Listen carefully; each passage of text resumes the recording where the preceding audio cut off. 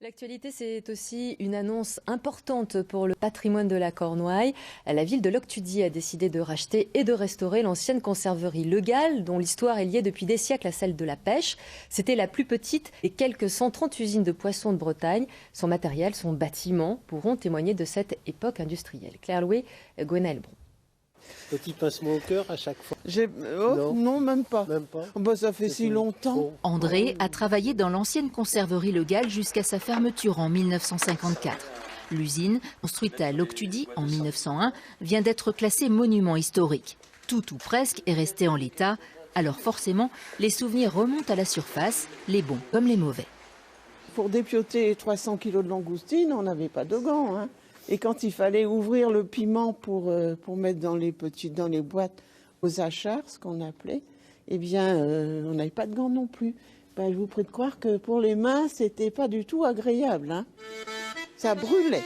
Quand la cloche sonnait, au retour des bateaux, mieux valait rappliquer rapidement de jour comme de nuit pour étêter, étriper, emboîter les sardines. Les femmes, souvent très jeunes, étaient majoritaires. André sent encore l'odeur de friture qui collait à la peau. Ah ça oui. Vous savez, quand on rentrait à la maison, il fallait vraiment se changer, hein, parce que tout est gras, hein, forcément. Les gens savaient qu'on travaillait à l'usine. Autant d'anecdotes qui témoignent d'un riche passé industriel. L'usine, qui menace ses ruines, vient d'être rachetée par la ville pour en faire un musée. Au-delà de l'héritage patrimonial, le site mettra en lumière le rôle des femmes.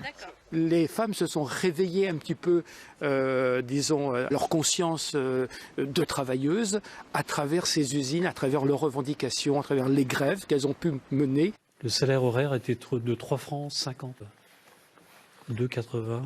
Ces registres de paye ont pu être sauvés de l'oubli grâce à la famille Le Gall. Archives, mobilier, outils, tout sera classé, répertorié et restauré avant d'être exposé. Il y a évidemment beaucoup de travaux de restauration à faire, à la fois sur les bâtiments et sur les collections. Mais on a l'usine dans son jus des années 30.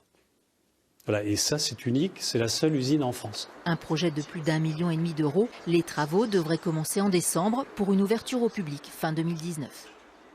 C'est à Loctudy, une image.